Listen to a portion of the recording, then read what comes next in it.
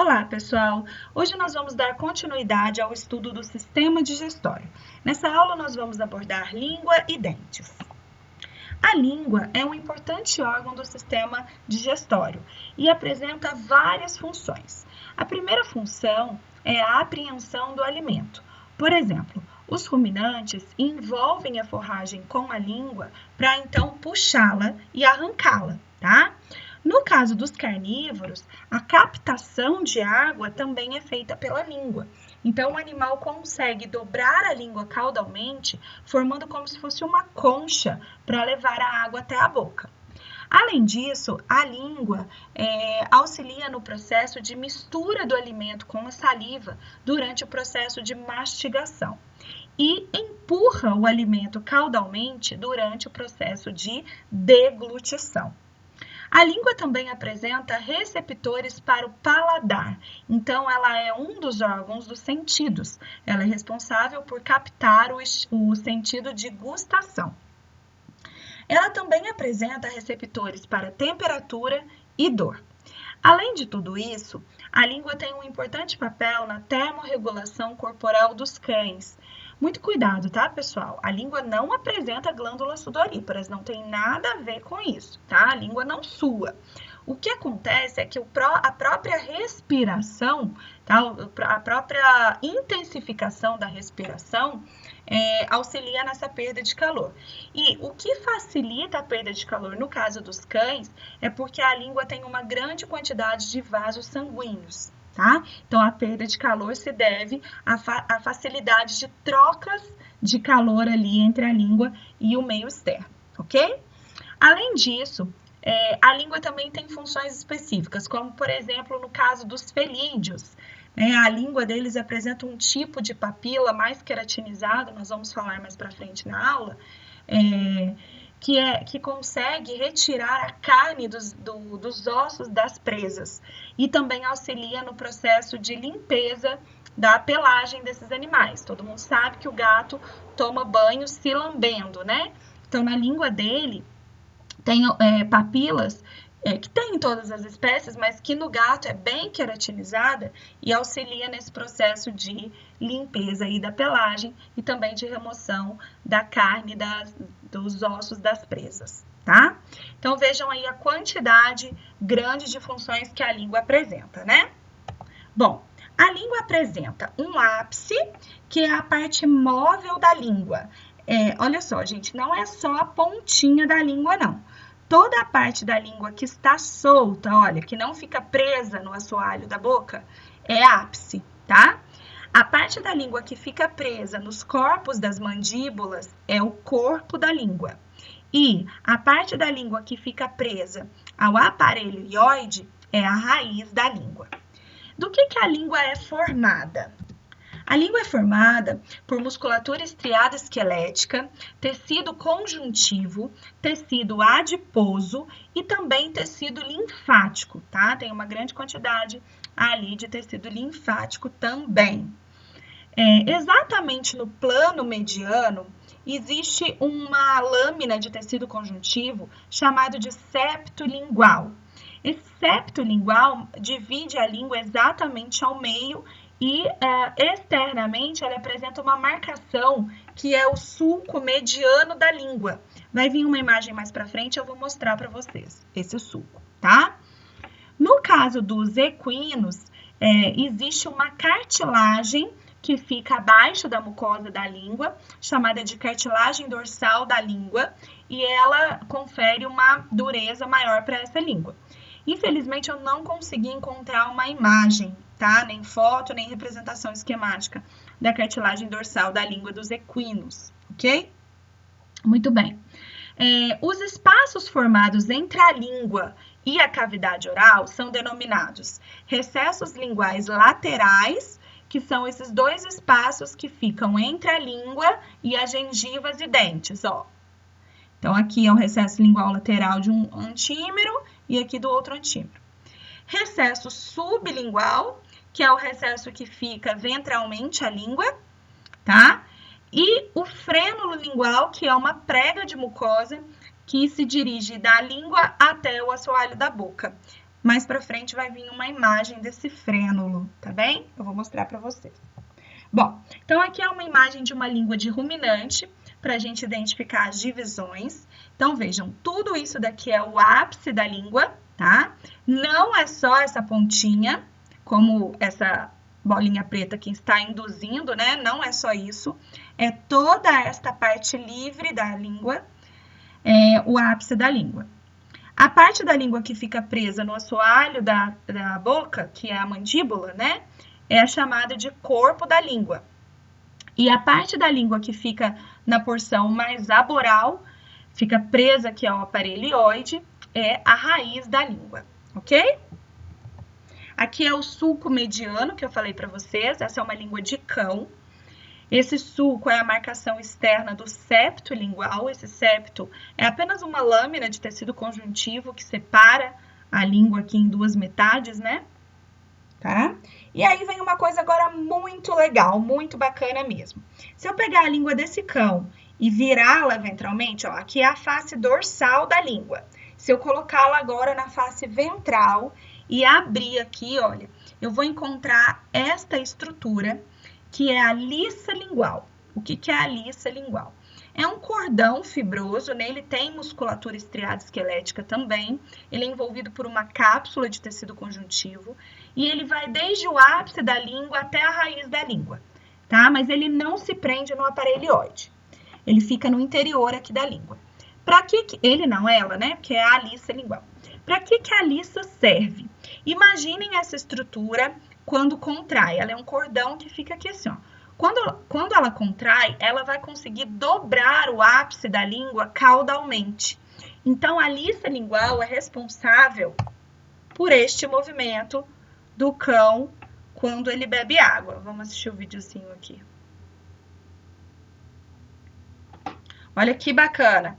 Então, o cão consegue dobrar a língua caudalmente, formando uma concha para captação de água, e isso é permitido graças a... Olha, gente, que bacana. Graças à presença da liça lingual. Todo mundo já viu esse vídeo? Bacana, né?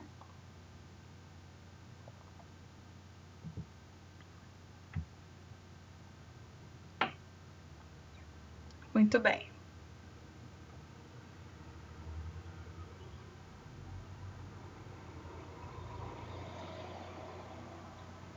Olha como ele consegue dobrar perfeitamente a língua, né?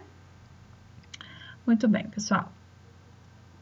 Bom, e quais são os músculos responsáveis pela movimentação da língua, tá? Quais são os músculos intrínsecos e extrínsecos da língua? O intrínseco, na verdade, é um músculo próprio da língua. É esse músculo aqui, ó, tá? Ele fica na porção mais dorsal da língua. Agora, esses outros 3 músculos que eu coloquei no quadradinho vermelho aqui, são os músculos responsáveis pela movimentação da língua, porque eles se prendem em estruturas externas à língua. Então, o músculo genioglosso, ele se prende no assoalho da cavidade oral, ele se prende nos corpos das mandíbulas, tá? O músculo estiloglosso se prende no osso estiloioide. E o músculo ioglosso se prende no osso basioide. O osso estiloioide e o osso basioide fazem parte do aparelho ióide, que a gente falou na Anato 1, mas nós vamos relembrá-lo aqui daqui a pouco, tá bem? Então, esses são os músculos da língua. Músculo próprio da língua, músculo genioglosso, músculo estiloglosso e músculo ioglosso. Aqui é o osso estiloioide e aqui é o osso basioide. Nas cabeças seccionadas no plano mediano, dá pra gente ver o osso basioide aqui, tá? Dá pra gente ver direitinho. E às vezes, em algumas peças, é até possível identificar a musculatura. Então, aqui o aparelho ilhoide. Então, este é o aparelho responsável por prender a língua, né? É um aparelho, é um conjunto de ossos que faz parte do esqueleto visceral, tá? Então, esse aparelho é formado pelo tímpano-ilhoide. O tímpano-ilhoide é apenas uma cartilagenzinha bem pequena que vai se articular com o processo estiloide do osso temporal, tá? Fica na base do crânio. Aí vem esse osso bem longo, que é o osso estiloioide. Vejam, gente, todos os ossos aqui recebem a terminação, ó, ioide, tá? Então, esse comprido aqui é o estiloioide.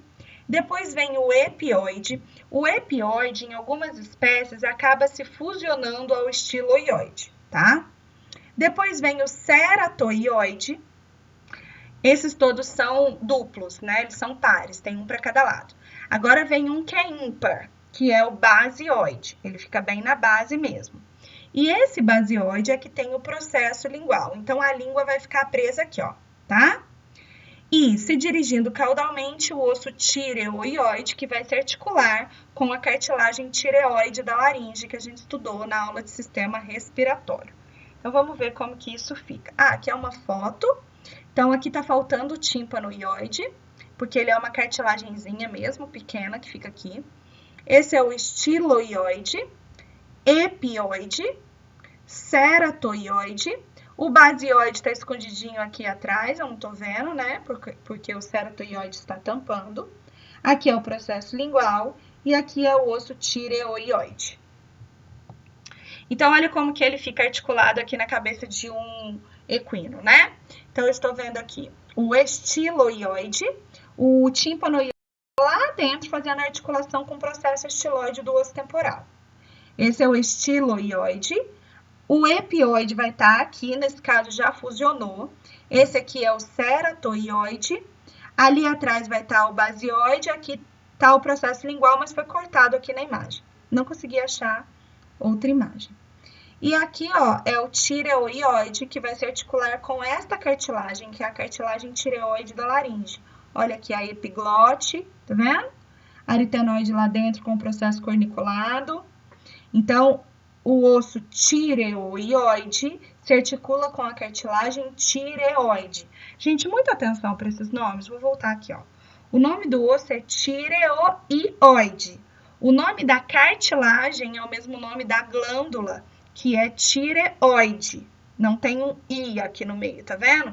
Tireoide. O nome do osso é tireoioide. Se alguém colocar que esse osso chama tireoide, está errado.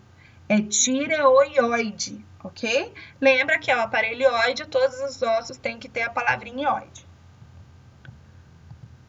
Aqui uma representação esquemática de como que ele fica no animal vivo, né? Então, aqui o estiloioide, o epioide já está fusionado, o ceratoioide, o basioide ali atrás e o tireoioide aqui. Rostralmente fica a língua, caudalmente fica a laringe, ok? Muito bem. Aqui é para mostrar a raiz da língua presa ao aparelho ioide. Aqui também está com a laringe, né? Então, nós estamos vendo aqui o estiloioide, o epioide, o ceratoioide é esse aqui. Então, estiloioide, epioide, ceratoioide e tireoioide. O basioide tá se dirigindo ali para dentro com o processo lingual que fica dentro aqui da língua, tá? O tireoioide se articulando com a cartilagem tireoide da laringe, ok? Muito bem. Aqui é para mostrar, então, o recesso sublingual, que é o espaço que fica ventralmente a língua. É nesse recesso que a gente encontra as carúnculas sublinguais, que nós estudamos na aula passada, que é o ponto de desembocadura da glândula salivar mandibular e da sublingual monostomática. As carúnculas ficam neste recesso sublingual. E nós também encontramos aqui o freno lingual. Já vou mostrar uma foto para vocês. Mas antes disso, olha, vamos aproveitar para ver aqui o pedacinho do osso basioide que eu falei para vocês, ó. Esse aqui é o osso basioide. Aqui é a laringe, tá? Aqui é a laringe. Esse aqui é o osso basioide, aqui é a língua, tá? Muito bem. Esse aqui é o músculo genioglosso, porque ele se prende na mandíbula. Genioglosso. É o único que está representado aqui, os outros não estão. Então, aqui nós temos esse espaço todo, é o recesso sublingual, é nele que nós encontramos as carúnculas sublinguais, ó, pretinho aqui, e o freno lingual, que é essa prega de mucosa que se dirige da língua até o assoalho da boca. Assim como a gente estudou na aula passada os frênulos labiais, aqui nós estamos vendo o frênulo lingual. Bom, agora vamos falar um pouquinho dos aspectos anatômicos e das particularidades da língua das diferentes espécies. Então, olha, nós temos aqui uma língua de suíno, uma de ruminante e uma de equino. A do carnívoro vem depois. Vamos observar primeiro o ápice dessas línguas, olha. No caso do suíno e do bovino, na verdade do ruminante, tá? Se fosse de ovelha ou de cabra também seria assim. Então, de novo, no caso do suíno e do ruminante, o ápice da língua é mais afilado, tá vendo? Ele é mais pontiagudo. Ó, é claro, gente, que não é um pontiagudo extremamente fino, né? Mas ele vai afunilando aqui, tá vendo? Ó, no suíno e no ruminante. No caso do equino e também do carnívoro, o ápice é arredondado, ó, arredondado.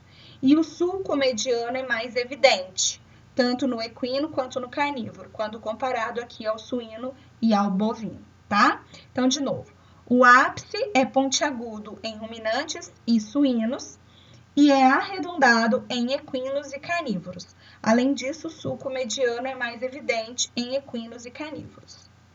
Bom, os ruminantes apresentam uma particularidade muito legal, que é o toro lingual. O toro lingual é essa grande elevação que tem na face dorsal do corpo e raiz da língua, ó. Tá vendo? Antes deste toro lingual, precedente a ele aqui, ó, vem uma depressão, que é a fossa lingual. Então, toro lingual e a fossa lingual são particularidades dos ruminantes, apenas ruminantes aqui tem.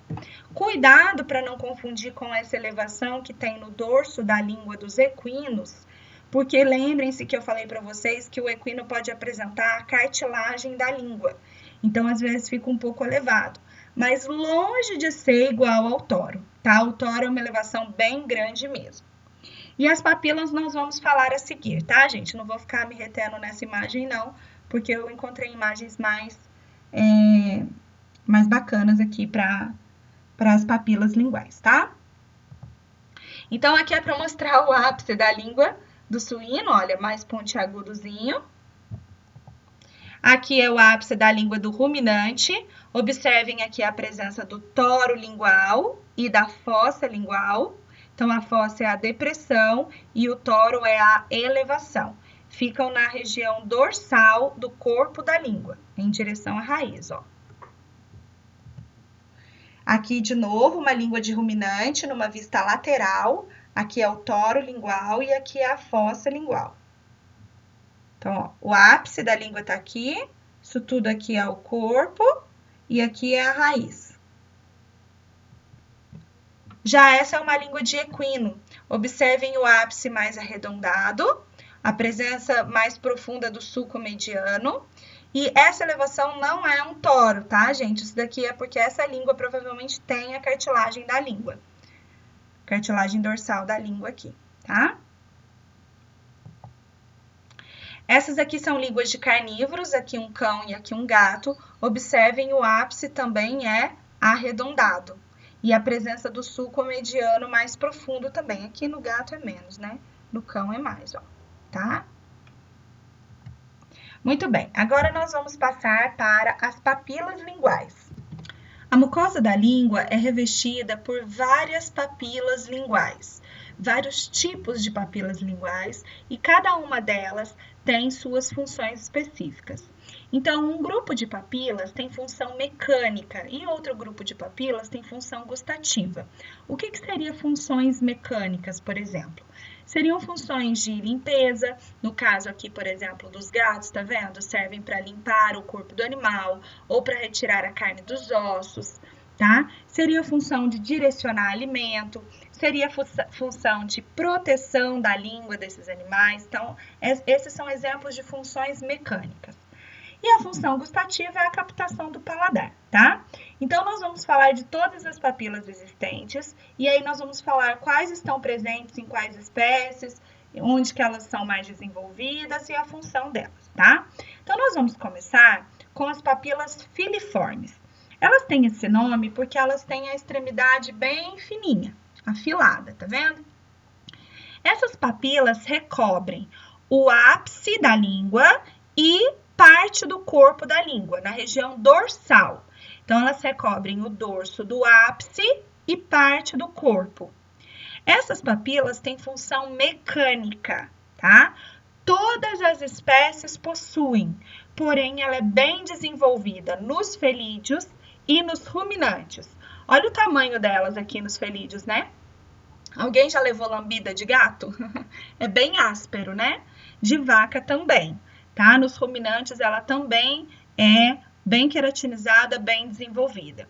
Nas outras espécies, elas são menores, então é mais difícil a gente conseguir vê-las a olho nu. Por exemplo, no equino é difícil, mas elas estão presentes, tá? Essas têm em todas as espécies. Função mecânica.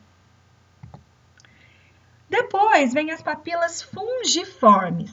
Essas papilas têm esse nome porque elas parecem, olha, colônias de fungo, tá vendo? Elas são redondinhas assim, olha no corte histológico que bonitinhas que elas são. Essas papilas ficam localizadas principalmente nas margens laterais do ápice e do corpo da língua, mas também tem na região dorsal, tá, gente? É que elas se concentram mais nas margens laterais, mas nada impede de serem encontradas na região dorsal, tanto do ápice quanto do corpo. Todas as espécies também têm as papilas fungiformes. Essas papilas têm função gustativa, então elas estão envolvidas na captação do paladar. Aqui, olha, vamos observar, essa é uma língua de bovino, tá vendo? Então, olha as papilas filiformes aqui bem desenvolvidas, são essas pontiagudas aqui, todas essas, ó. E essas bolinhas aqui mais escuras, ó, essas aqui, tá vendo? São as papilas fungiformes. Alguns autores escrevem fúngicas, né? Eu acho que fungiformes é mais adequado. Então, as papilas fungiformes têm esse nome porque elas parecem colônias de fungos, tá vendo? Função gustativa. Depois vem as papilas valadas, ou também chamadas de papilas circunvaladas. Elas têm esse nome porque elas são circundadas por um sulco, uma vala, tá vendo? Olha, então elas têm uma forma arredondada e em volta delas tem uma vala. Por isso elas são chamadas de circunvaladas. Olha a vala aqui em volta dela. Essas papilas ficam localizadas na raiz da língua, tá? E elas têm números específicos em cada espécie. Todas as espécies têm. Elas têm função gustativa. Todas as espécies têm. Então, o número específico ajuda na diferenciação das espécies. Por exemplo, no caso dessa língua aqui, tá vendo? Olha, vamos contar. Tem 1, 2, 3, 4, 5, 6, 7, 8, 9, 10, 11, 12, 13, 14, tá vendo? Isso que eu tô conseguindo contar aqui. Então, essa daqui é uma língua de ruminante. No equino suíno, só vai ter uma de cada lado. No carnívoro, pode ter de 2 a 4. Aqui tá 3, mas pode ter de 2 a 4 de cada lado, tá? Então, isso ajuda muito na diferenciação de espécie. Então, lembrando que elas ficam na raiz da língua, próximo da margem lateral da língua, tá? Vou mostrar mais espécies, mais fotos. Olha, então essa é uma língua de bovino. De novo, aqui é o toro lingual com a fossa lingual. Essas papilas a gente ainda não falou sobre elas, tá? Nem essas daqui. Nós estamos vendo essas aqui por enquanto, ó. Então, as papilas valadas ficam localizadas na raiz da língua, olha, tá vendo? Bem depois do toro, ó. Próximo da margem lateral. Então, o ruminante pode ter até 20 de cada lado. Ó.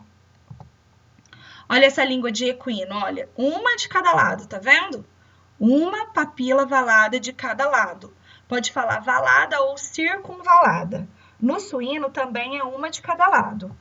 Ó, o do suíno aqui, ó. Suíno, uma de cada lado. Tá? Bom, daqui a pouco eu mostro o carnívoro.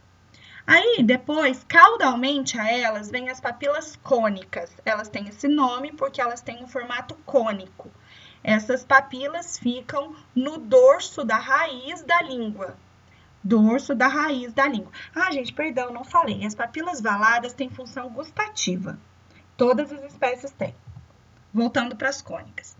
As papilas cônicas, novamente, se localizam no dorso da raiz da língua. Elas têm esse nome devido ao seu formato. A função delas é mecânica e todas as espécies têm, menos os equinos. Volta aqui na imagem dos equinos para vocês verem, ó. Então, aqui estão as valadas. Caudalmente a elas, olha, não tem papilas cônicas. A única espécie que não tem cônicas são os equinos, certo? Essa aqui é uma língua de gato. Olha, aqui tá dando para ver vários tipos de papilas, ó. Eu estou vendo aqui, essas pontiagudas são as filiformes. Essas bolinhas aqui são as fungiformes. Essas maiores dentro de uma vala são as valadas. E essas com formato cônico são as cônicas. E aqui do lado ainda tem as foliadas, que nós ainda vamos falar, ó, tá? Então, filiformes, função mecânica.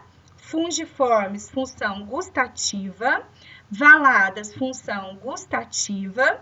Cônicas, função mecânica. Daqui a pouco vem as foliadas, que é a função gustativa também.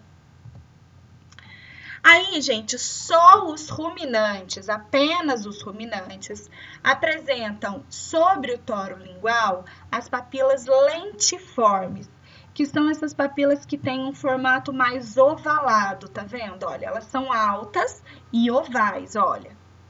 É diferente das circunvaladas, porque elas não ficam dentro de valas, tá vendo? Elas ficam só em cima do toro. Cuidado para não confundir com as cônicas. Olha, essa é uma cônica porque ela é bem pontiaguda. Essas aqui são cônicas. Essas aqui são lentiformes. Todas essas aqui são lentiformes. Mais próximo da raiz da língua, essas daqui são cônicas. Olha, mesmo essas pequenininhas aqui são cônicas. As lentiformes também têm função mecânica, tá? Também tem função mecânica. E, por fim, as papilas foliadas, também chamadas de folhosas.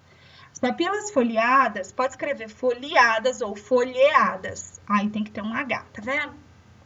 Bom, as papilas foliadas se localizam na margem lateral da raiz da língua. E só os ruminantes que não têm. Todas as outras espécies têm. Então, nessa imagem não tá dando para ver, tem mais fotos aproximadas dela. Eu coloquei aqui só para vocês verem onde que ela fica, tá? Então, elas são bem pequenininhas, elas ficam na margem lateral da língua, na raiz. Então, elas têm esse formato assim, olha, e aí macroscopicamente parece que a língua tem um monte de cortezinhos aqui, assim, ó. Parece que é um monte de cortezinho. Na verdade, não são cortes, na verdade, são as papilas foliadas. Vou mostrar para vocês, olha. Olha, essa daqui é de equino, tá vendo? Como eu disse, ó, parece que tem um monte de cortezinho, mas são as papilas foliadas.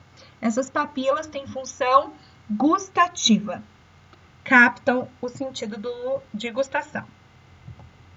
Essa daqui, eu não falei, essa é uma língua de equino, essa daqui é uma língua de suíno, olha, são essas daqui, como eu disse, parece cortezinhos, ó. Então, essa daqui são fúngicas, essa daqui é uma valada, essa daqui são cônicas, essa daqui são as foliadas. As filiformes aqui não tá dando para ver, mas tem. E aqui na do gato, né? Como a gente já tinha até comentado naquela outra foto. Aquela outra foto estava melhor que essa. Vou trocar. Vamos lá. Vou voltar lá naquela foto. Aqui, né? Ó. Então, aqui na língua do gato. Essas são as foliadas, ó, essas daqui, tá vendo? São mais desenvolvidas, né? Muito bem.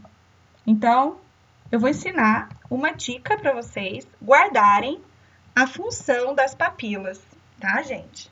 Mas assim, né? Vocês me conhecem, vocês sabem que são aquelas associações muito loucas que eu faço na minha cabeça, mas que funcionam.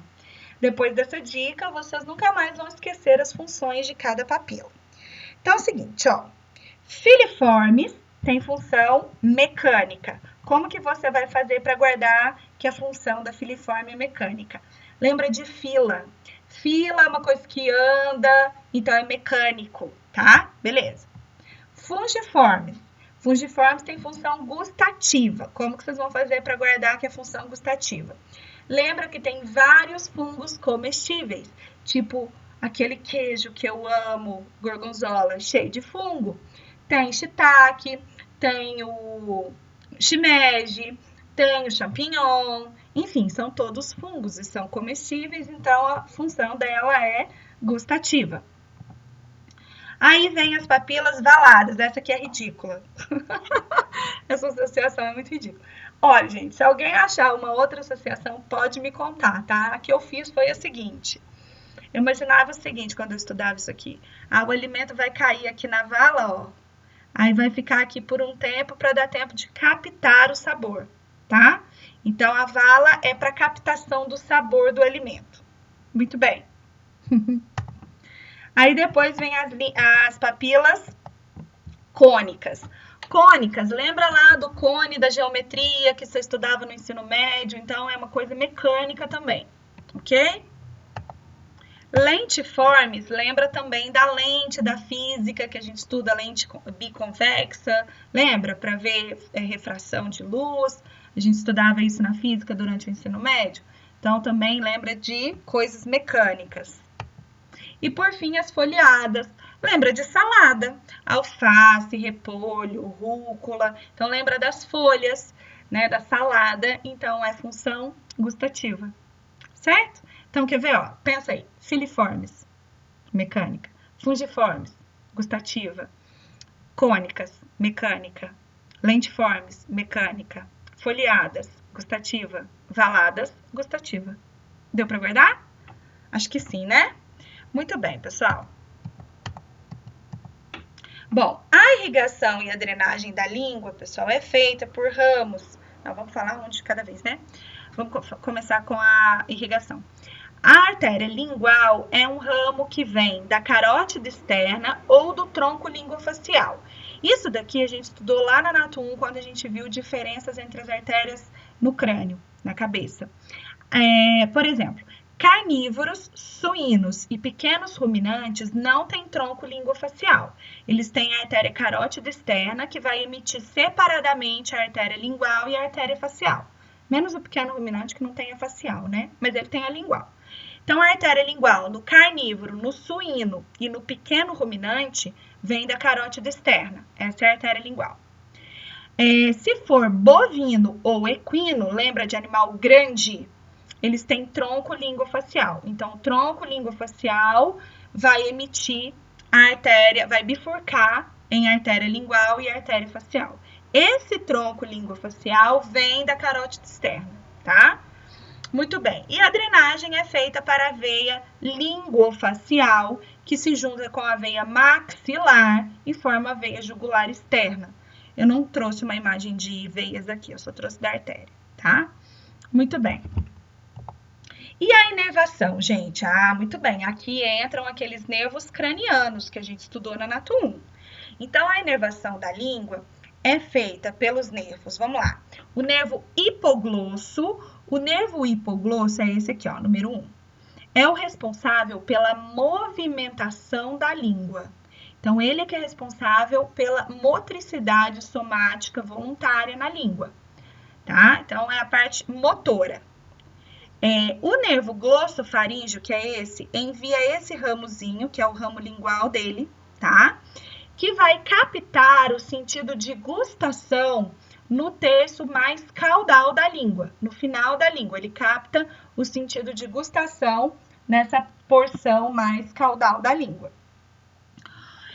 O nervo lingual, que na verdade é um ramo do nervo mandibular, que por sua vez é um ramo do trigêmeo, se vocês lembrarem do trigêmeo, nós falamos sobre ele.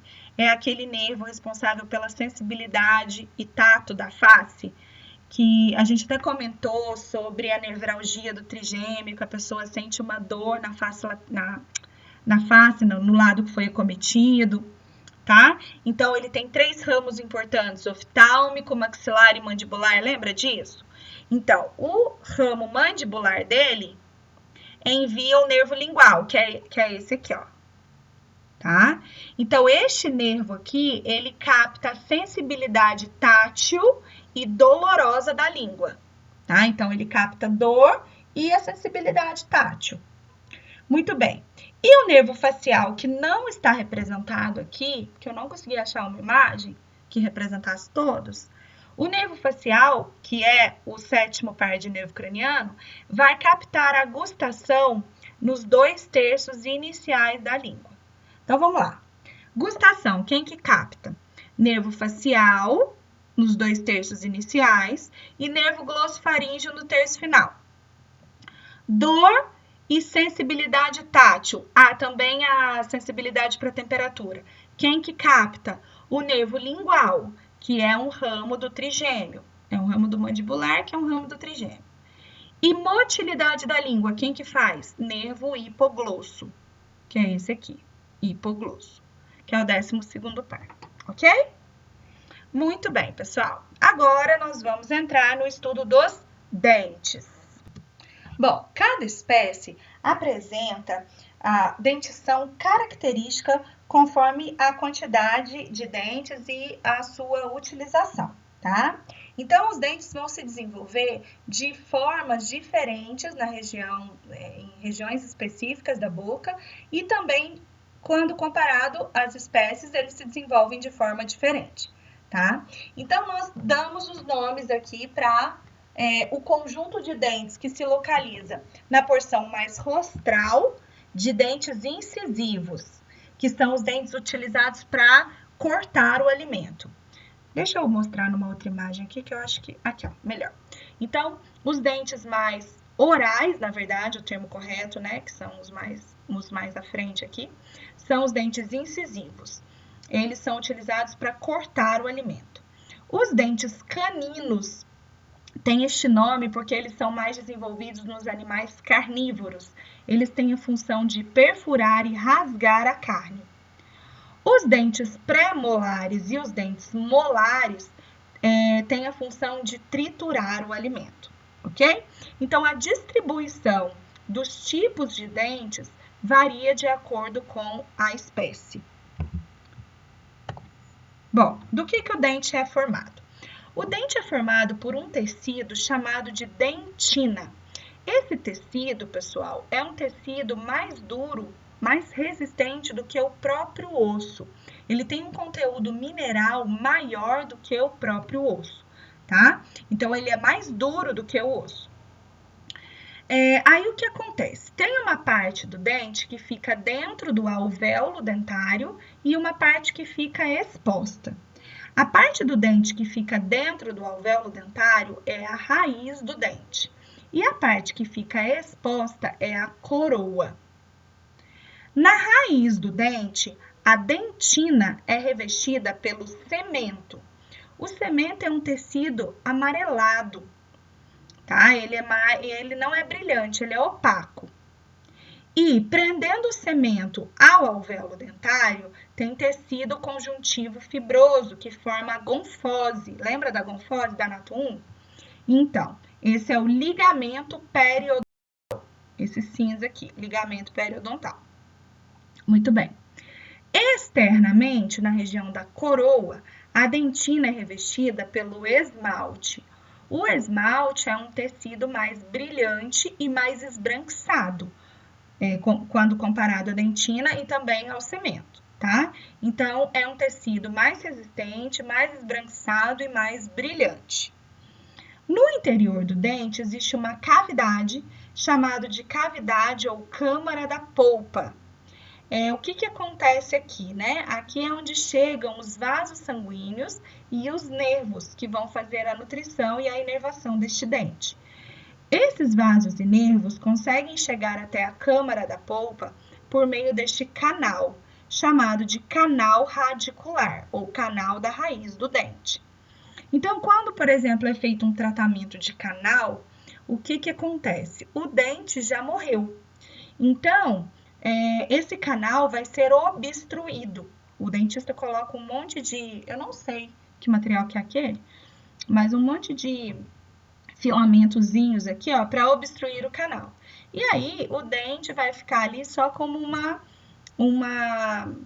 uma função estética, né? Ele, na verdade, não vai ter mais a vascularização e a inervação dentro dele, tá bem?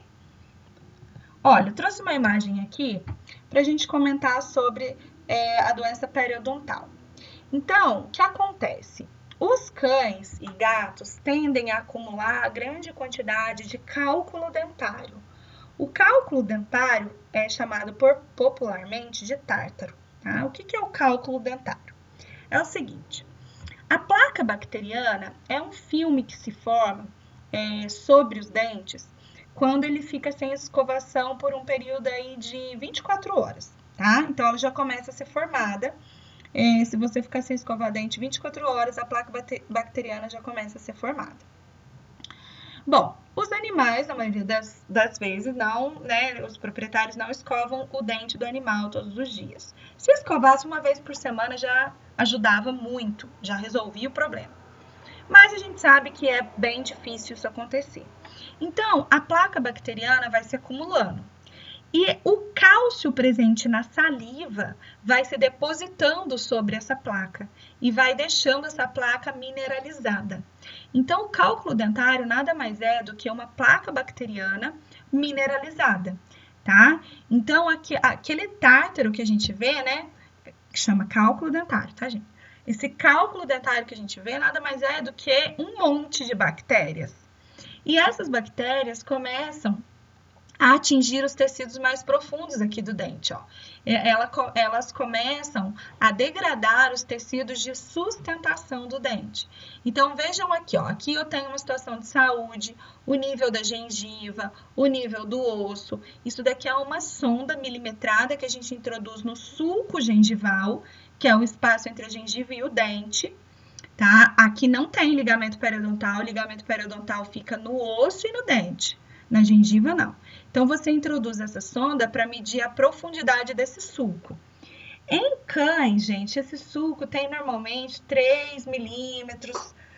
Se for um cão de raça grande, ele chega aí a 4 milímetros. No máximo 5 milímetros. Mais do que isso, já é uma situação de doença periodontal. Por quê? Nesses casos em que a sonda aprofunda muito, olha aqui, ó. Olha por quê? Olha o que já está acontecendo aqui.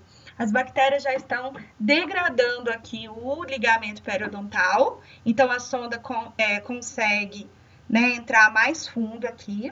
E muitas vezes também começa a ocorrer aqui a reabsorção óssea. Então, até o nível ósseo reduz, tá? Então, a doença periodontal faz isso daqui, ó. Ela vai degradando o ligamento periodontal, e por isso que o dente fica bambo, né? Por isso que ele fica mole, ele perde essa conexão com o osso, tá bem? Bom, então aqui, olha, eu trouxe aqui os dentes de um cão para vocês verem a coroa e a raiz, para a gente comparar o tamanho, a proporção entre elas. Olha, isso daqui é um incisivo numa vista lateral, tá, gente? Ó, a coroa, que é a parte exposta, é só isso aqui, ó, revestida pelo esmalte branquinho, tá vendo? Tudo isso aqui é a raiz. Então, normalmente, pessoal, a raiz é muito maior do que a coroa. A raiz pode chegar até 2 ou 3 vezes o tamanho da coroa. Então, a gente vê aquele pedacinho de dente ali, mas por dentro ele é tudo isso, tá? Então, esse daqui é um incisivo, coroa e raiz.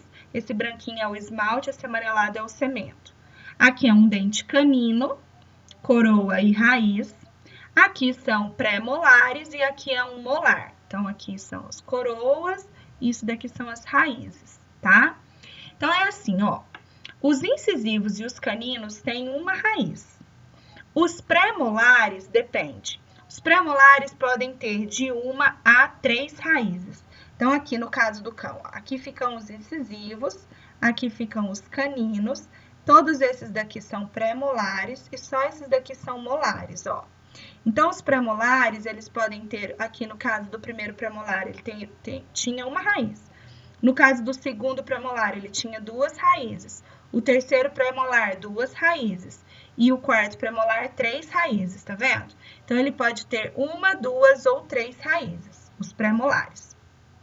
E os molares, normalmente, têm 3 raízes, podendo ter 4, tá?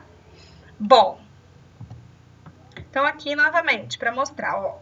os dentes incisivos, aí aqui os dentes caninos, esses aqui são pré-molares, e esse aqui é um molar, esse aqui ainda é pré-molar, tá? Esse é o quarto pré-molar. Ó, incisivos, caninos, aqui pré-molares, ó, todos esses são pré-molares, e esses daqui são os molares. Os molares são nossos dentes siso. Bom, aí, gente, eu trouxe aqui a fórmula dentária de cada espécie. Então, quantos dentes cada espécie tem, de quais tipos? Não precisa decorar, tá bom? Eu não vou pedir isso decorado, mas precisa entender, precisa saber ler uma fórmula dentária. Então, é o seguinte, os animais que a gente estuda, todos possuem primeiro uma dentição decídua, que depois vai ser trocada por uma dentição permanente, ok?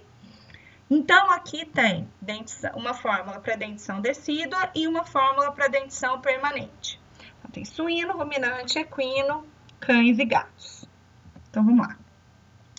Esse número 2, que vem à frente da fórmula, significa que é para cada hemiarcada.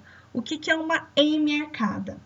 É a metade da arcada. Então, você toma como base o plano mediano e você vai contar os dentes apenas de uma metade, ou seja, de uma hemiarcada. Pode ser do antímero esquerdo ou direito, não importa, porque é para ter o mesmo número, tá? Então, o número 2 significa que a contagem aqui vai ser multiplicada por 2, porque essa contagem foi para cada hemiarcada. Ou seja, peguei o plano mediano, dividi a cabeça do animal ao meio e contei os dentes de um único antímero, certo? Bom, a letra D significa que é dentição decídua. Na dentição permanente não tem letra D antes, tá vendo? Ó, não tem letra D antes. Essas outras letras significam o tipo de dente. Então, I de incisivo, C de canino, P de pré-molar e M de molar. Observem que a dentição decídua não tem dentes molares. O dente molar só aparece na dentição permanente, ok? Criança não tem siso, né? Por aí dá pra gente entender. Muito bem. Aí, gente, é assim. Observem que tem um número antes da barra e um número após a barra. O número antes da barra significa que é da arcada superior. E o número após a barra significa que é da arcada inferior. Então, vejam aqui, ó. No caso do suíno, a dentição decídua dele. No antímero esquerdo, por exemplo, ele tem 3 dentes incisivos na arcada superior e 3 dentes incisivos na arcada inferior. Então, qual é o total de dentes incisivos que o suíno tem na dentição decídua? Vejam. 3 na arcada superior, 3 na arcada inferior, porém tem que multiplicar por 2, porque tem o outro antímero. Então, os 6 que deu aqui, você ainda multiplica por 2. Então, ele tem no total 12 dentes incisivos. Deu para entender? Vamos lá, vamos treinar mais aqui, ó. Quantos dentes, vamos passar para outra espécie. Olha só, olha que legal, vamos pegar o ruminante aqui, ó, dentição permanente do ruminante. Quantos dentes incisivos o ruminante tem na arcada superior? Nenhum. Lembra que o ruminante não tem incisivo na arcada superior? Então, nenhum. E quantos na arcada inferior? 4? Não. 8. Porque 4 no antímero esquerdo e 4 no antímero direito. Então, você multiplica por 2, 8 dentes incisivos na arcada inferior. Quantos dentes caninos o ruminante tem? Nenhum. O ruminante não tem dente canino. Quantos dentes pré-molares o ruminante tem? 12. Porque são 3 na arcada superior esquerda, 3 na arcada superior direita, 3 na arcada inferior esquerda, 3 na arcada inferior direita. Vocês entenderam?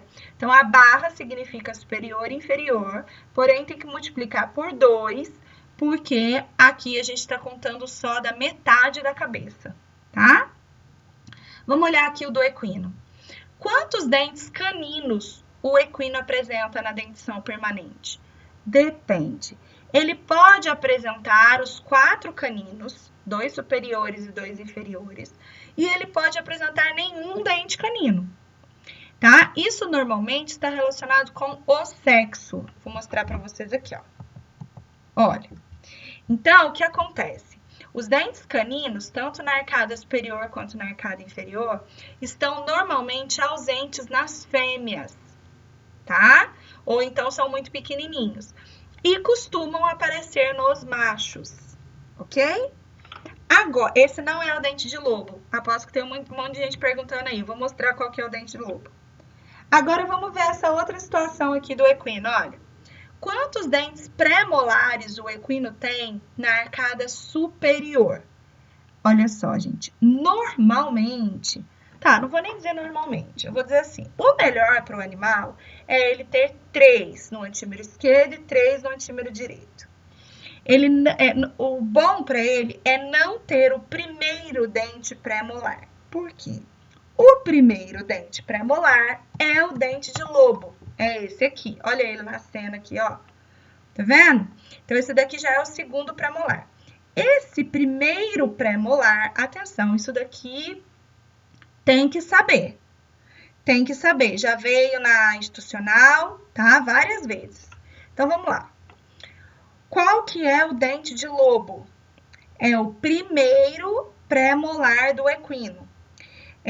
O bom é quando ele não aparece, tá?